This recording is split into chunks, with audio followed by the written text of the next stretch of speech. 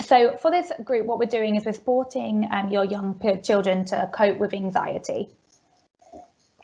So this will consist of 4 weekly sessions in the school, and the purpose of this workshop is to just give you a bit of an idea of how we can support your child and different ways that you could do. So during the session, we'll be referring to the workbook, and you should either have that online or eventually or have a hard copy. And the things that we'll be going through today is what is anxiety? How can anxiety present itself in your child? What keeps anxiety going? How can you continue to support your child to cope with anxiety? And then any questions at the end. So to start off with, really, what is anxiety? So anxiety is that normal response to stress. So everyone experiences it at some point in their lives. And it can only become that issue if we're unable to manage it, and it actually stops us from doing the things that we want to do. So it's a normal thing to experience, but when it's stopping us from doing the things we want to do, that's when it becomes damaging and difficult. So people use all different words for anxiety. People can call it stress, worries, but for this workshop, I'm going to just use that specific phrase, anxiety. So they fall under different categories. So we've got social anxiety. So that's when people kind of feel anxious in social situations, or they worry about what other people think of them. There's generalized anxiety, which is when people feel anxious about lots of different situations. They're kind of like a general worrier, worrying something bad will happen. You've got separation anxiety. So that's when people feel anxious about being separated from important people, most commonly like a parent or a carer. You've got specific phobias as well, weird and wonderful phobias from lots of young people that we work with, but commonly fears of animals or objects sometimes as well. And then a bit about panic. So panic is when people experience a sudden attack. And what's that is that's an attack of that physical symptoms associated with anxiety. So it's kind of a really increased amount of anxiety. So with this, what you can do is you can relearn by approaching those fears, so things that you're worried or you're scared of, in a graded way. And that's what we're going to be talking about with your young people during our 4 sessions. And for them to be able to understand that it's not actually the situation that they're fearing or they're worried about is not dangerous, and that they need to learn how to feel safe again. So this is basically a really good way of explaining what anxiety is, and we explore this with all the young people that we work with. So that equation, anxiety equals the overestimation of danger and the underestimation of the ability to cope. So usually when someone feels anxious, they are overestimating the danger of a situation. So they think that it's going to be terrible, it's going to be the worst thing, it's going to be really bad. And the underestimation of ability to cope is a lack of confidence that they will be able to deal with that situation that they think is terrible. So it's those two sides that you're battling with, which kind of leads to that anxiety. So how your body responds to anxiety then. So I don't know if any of you have heard of the flight, fight or freeze response. So when we think we're in danger, our body releases hormones to trigger this response, and that's to kind of keep us safe. And it leads to changes in our body. So years ago, with our ancestors, it would help them to fight, flight or freeze.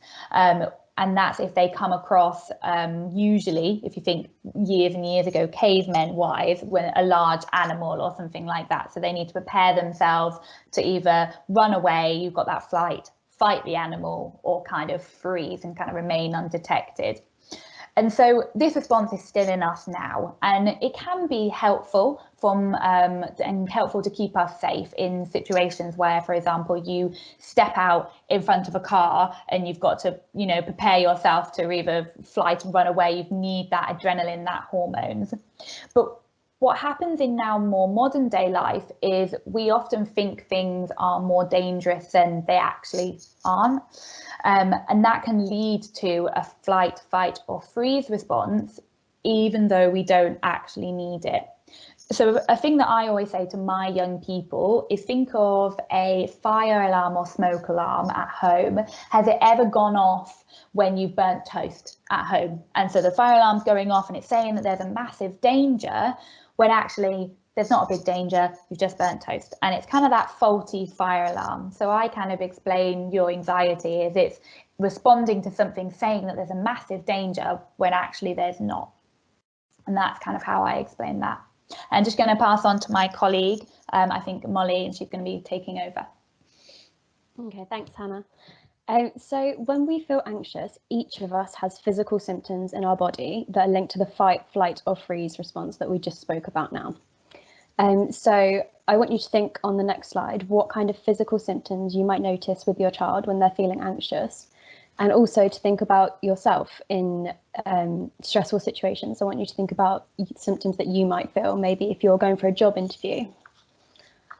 So as you can see on this slide, there are some of the common physiological responses to anxiety and the explanations for them. So on this side, you can see that, for example, our heart will beat a lot faster and it's harder to pump blood containing oxygen and sugar to your major muscles to use for energy if you were to run away from the danger. A lot of the time, young people can say that they're feeling nauseous or they have butterflies in their stomach. And this is actually because our gut activity is slowing down and blood supply is reduced, which is affecting digestion and causing issues in that department. And on this side, we can see that a normal reaction in our body is we can feel quite sweaty. So our hands and feet often feel cold because the blood supplies are being diverted to our brain and muscles. And also our muscles tense up quite a bit, helping us to fight or run away. And there are some others on this slide, which you can see.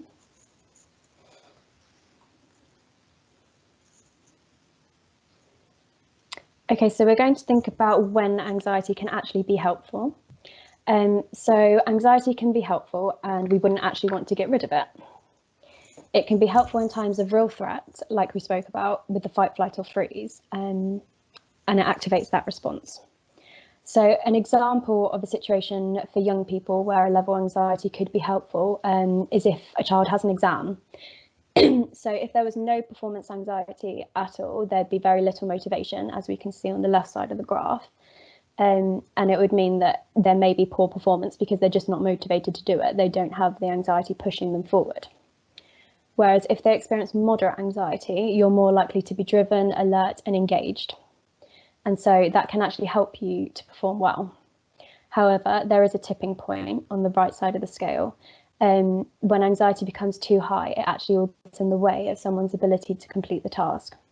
This means that we want to support people to be able to reduce and cope with that anxiety rather than getting rid of it completely.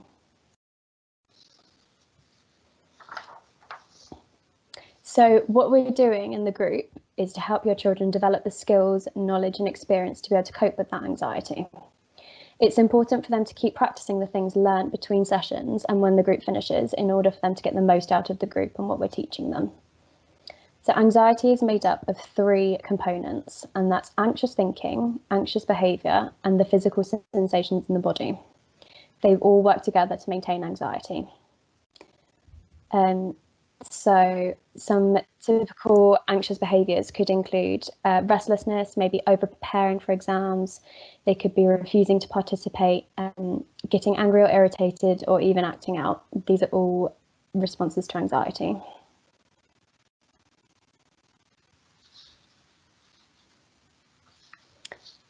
So we often think that a situation leads us to feel a certain way. However, if 2 people are in the same situation, they could have very different thoughts, feelings, and behaviours. The way that we think about a situation can lead us to feel differently and act differently.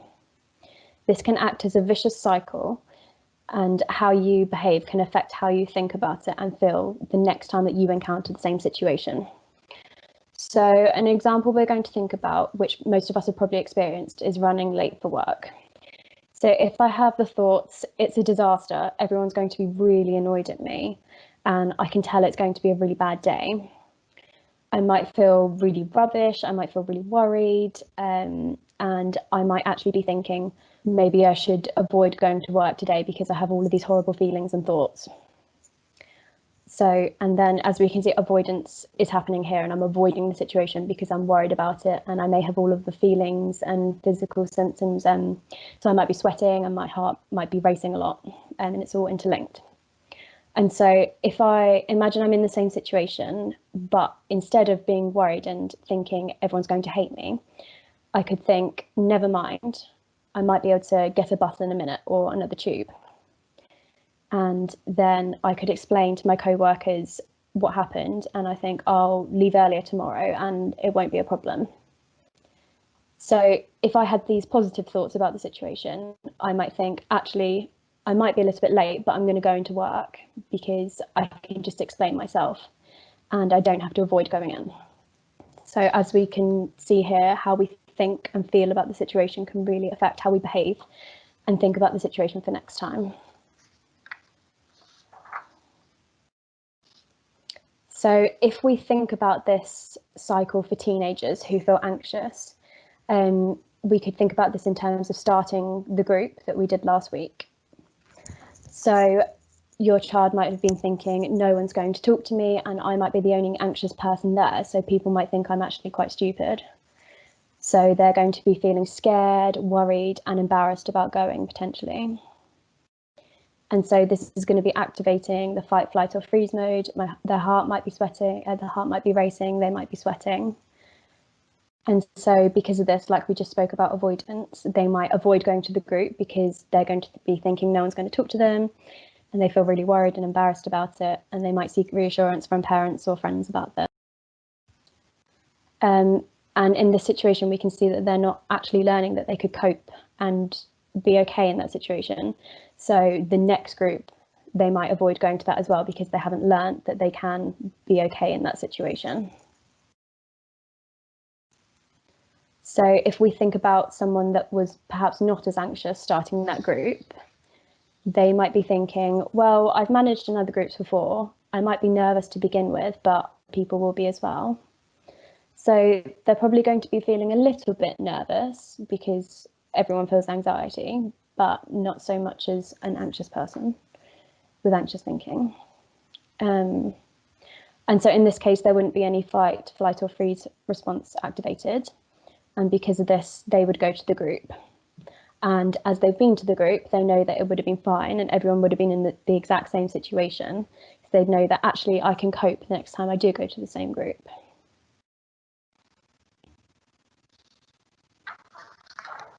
So I'm just going to hand you over to Lucy, who's going to speak a little bit about avoidance. Yeah, okay, so it's firstly important to understand why avoidance is unhelpful. So as anxiety is an unpleasant feeling, it's natural for us to do the things to protect ourselves.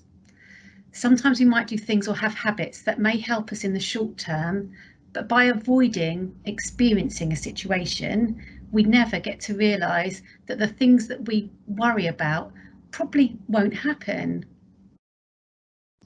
And this just shows, that little cycle just showed that. Okay, so people can fall into the trap of becoming dependent on certain behaviours to help reduce their anxiety. And this is what we call safety behaviours.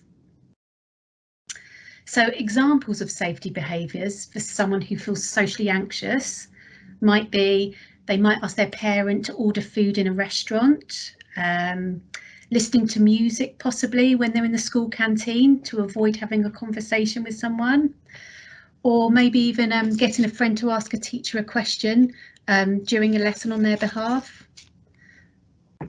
So what we're going to just talk about now is exposure. Yeah. So exposure to fear-provoking situations without the reliance of safety behaviours breaks the cycle of anxiety. So each time a person exposes themselves to something anxiety-provoking and manages to get through it, their confidence builds and they learn to cope. After the time, they no longer feel they need to avoid it anymore, and this whole thing is called habituation. So imagine if you were on a roller coaster and it's something that makes you really, really anxious. the first time you went on your roller coaster, your anxiety peaked really high, say it was like 9 out of 10. And that's, you can see that on the line 1 of this graph here. Okay, after a while it does naturally go down though. The next time you went on it, so this is line 2, you were still anxious, but say not as anxious, maybe you scored yourself a 7 out of 10 on the anxiety scale. The next time you did it again, you experienced anxiety, but again it was a little bit lower. And then the 4th time your anxiety is even lower. So by repeating this exposure, it teaches us that anxiety comes down naturally on its own. If you continue to avoid roller coasters, your anxiety would be reduced in the short term, but it's being maintained in the longer term. Okay, so creating a hierarchy. So this is a gradual, we're encouraging a gradual exposure to their fears. So what we do, we create a step-by-step plan with all the young people.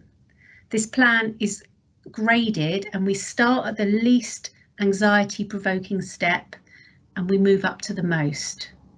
So here the ultimate goal is to be able to do a presentation in my class, and you can see all the mini steps that we've created to get a young person there. So each of these steps should be repeated until the anxiety is below a 40% rating before they move on to the next step. And with each step, we encourage young people to reward themselves. Think of a small reward to recognise the achievement and the effort they've put into getting there. Okay, so how can parents help? There are 2 things you can do. Firstly, try not to enable the avoidance. And secondly, be on the watch for any reassurance seeking from your child. Okay, so when we feel anxious about something, we naturally want to avoid the thing that makes us feel anxious. Parents can sometimes inadvertently let their child avoid anxiety-provoking situations because they want to protect them from feeling anxious. It's natural. However, we've seen that avoidance can actually maintain anxiety. So we've got a few top tips here on the slide. So first one, let them have a go, encourage your child's independence. Secondly, notice and praise all their brave behaviours. Okay, model any anxieties you face. Encourage your child to face their anxiety in small manageable steps. And look out for those safety behaviours, especially ones which you might be doing for your child. Okay, so I just pass you on to Lauren.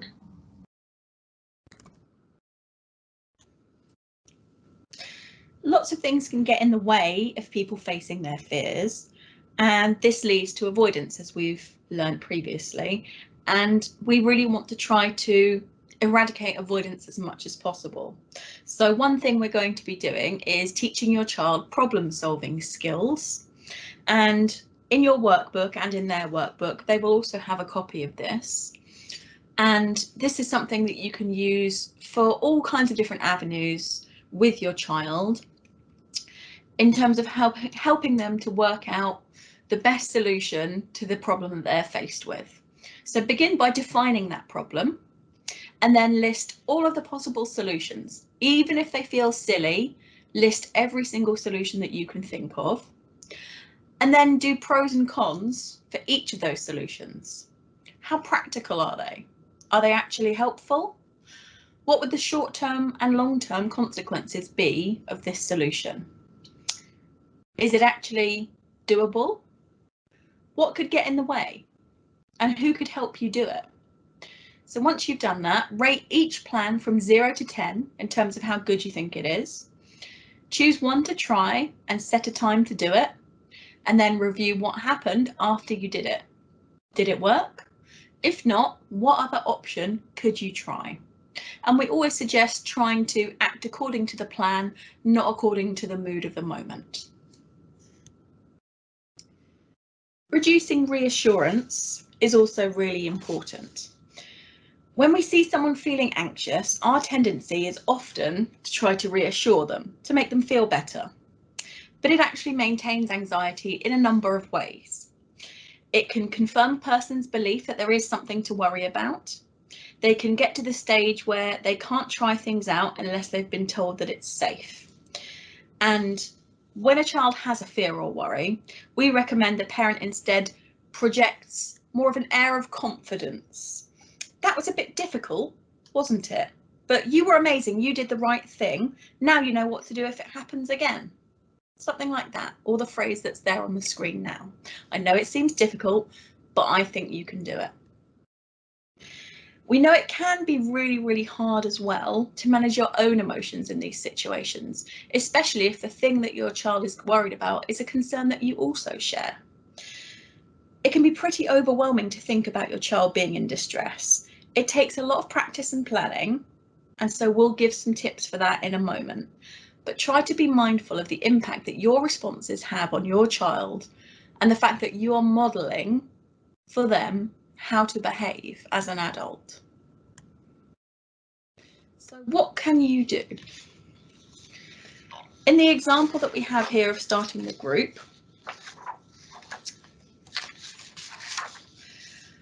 we can see that anxiety is impacted by the way that we think about the situation. Often anxious thoughts make us think that the worst is definitely going to happen and that we won't be able to cope. So we introduce your children to this idea, as you can see on the screen that we looked at earlier, to help them to spot and then challenge their anxious thoughts. If they're able to notice their thoughts, they're better equipped to tackle them. In some cases, noticing the thought can be very difficult for a child or a young person. So they might start by noticing those physical symptoms and then go back and look at the thought. Emotional validation and empathy is also really, really important. If you were feeling nervous about an upcoming job interview, say you didn't think you had enough experience or you'd been out of work for a few years and you didn't feel very confident in this type of situation, and you shared that with a friend and they said, "Don't worry, it's not a big deal. You don't need to worry about that." What that actually does is dismiss that difficult feeling, and it doesn't actually help in the long term. If they responded by saying something along the lines of, "It's understandable that you're feeling worried about this. It obviously means a lot to you. What advice would you give me in this situation?" Then you can encourage and help the person to find their own solutions. And by empathizing and validating their feelings, they can get a much more helpful perspective and feel calmer and more in control of the situation.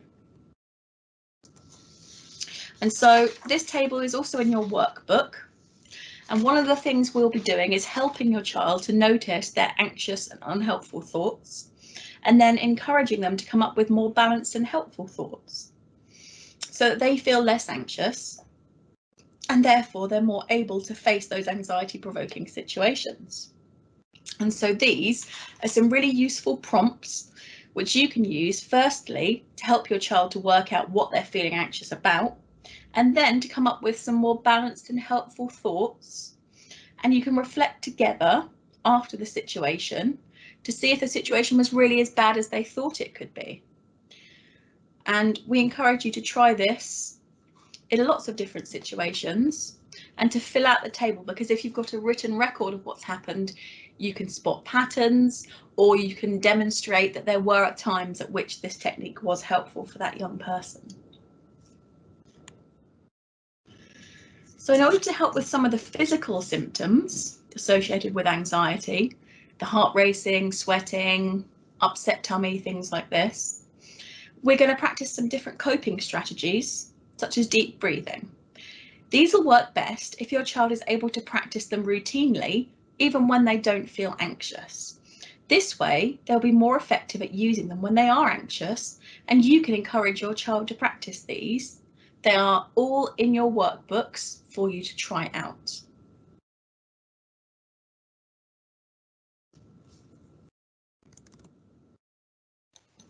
Thank you, Lauren. Sorry, I didn't realise I was still muted.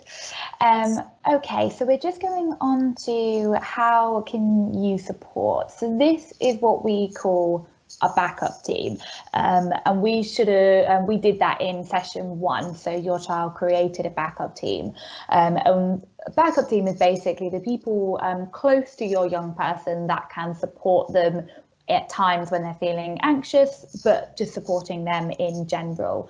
And we encourage obviously to have parents or carers in their circle at somewhere within that circle. So, like I said, the idea of the backup team is for your child to feel supported, especially towards working towards their goals. So in our sessions, we're thinking about what goals they want to achieve with regards to their anxiety. And there are actually different ways support can be provided. So in the 4 corners, you've got emotional support, which is someone that can talk to them when they're feeling worried. You've got practical support, which if they've got a presentation in class, someone that can help them with the presentation, practice some steps, reminding them of homework, etc. Companionship is someone that they can just spend time with, enjoy being with, kind of go on a walk together. And with emotional, you've got giving encouragement, praise and reward, someone that kind of motivates them and tells them, you can do this. So as a rule of thumb, we try to encourage each child that we work with to kind of use their backup team to support them. And where ways that you can help is helping steps with the anxiety and, being that motivation, being that emotional, and being able to help them as best they can to kind of complete those steps that we're going to develop with them in later sessions. And then offering that lots of praise, and praise, and why when we say rewards, we don't mean, having to buy them something or anything like that. It's those rewards and praise of saying, well done, you've done really well, and rewards of spending time together and being able to achieve things. And they've got that kind of rewards by spending time together with all of you. So a key thing we want to mention before we kind of end the session is about managing your own emotions. So being a parent, as it says, is not easy. And a huge part of helping children with anxiety is being able to manage your own emotions. So it's really difficult to encourage your child to face a situation that makes them feel anxious, where the situation may make you feel anxious or overwhelmed too. But we often can't stop the stresses from happening in our lives. It's natural to feel anxious, but we can be aware of that impact when we are feeling anxious, and being able to access support. So like it says on there, access support for yourself too. And that can be formal support by going to the GP, or informal support, offloading off friends, making sure a partner or a friend is helping out with childcare or chores, and also just allowing yourself time to relax. So parents often feel sometimes that it's selfish to put their own needs first, but it's impossible to be the parent that you want to be if you're feeling overwhelmed and stressed all the time. So it's key to remember that children are heavily influenced by how we act. So it's helpful for us to kind of monitor our own emotions when we are supporting them with their worries. So it's also important to be aware of your own experiences and how that might influence them. So for example, years ago, you may have fallen off a bike and really hurt yourself. And then as a result, you're a little bit wary of letting your child ride a bike. But try not to let those past experiences impact any opportunities for your child to try out new things. It may have turned out a certain way for you, but your child needs to learn how to deal with them themselves, and it won't necessarily work out the same way for them. So as Lauren mentioned earlier, that air of confidence. So we want to have that air of confidence and encourage their independence. So finally, these are our tasks that we'll be speaking to our young people about. So hopefully in week 1, so we had our session last week, your young people should have can talk to you about backup teams and what they've learned in the session. And this is what we'll be encouraging in each session anyway. And then thinking about their own anxiety signals. So Molly talked about the map, body map, and identifying what anxiety looks like for them. So that's some homework that we'd like them to complete for next session. With week 2, we're talking about that hierarchy that Lucy spoke about, that having an ultimate goal and breaking it up into steps. And we'll be talking about maybe completing step 1, which is that really low anxiety provoking step that they can do. And also sharing that hierarchy with someone in their backup team and writing down any avoidance or safety behaviours that they might do. And then week 3 is next step and repeating the first step of hierarchy. So practicing and identifying anxious thoughts and coming up with that balanced thought that we spoke about a little bit earlier, and some relaxation strategies. And we also have a 4th session, and that's just anything that we've missed, kind of recapping these and kind of really emphasizing those, I think, making sure that they've all gone through and young people are giving a chance and being able to do them all.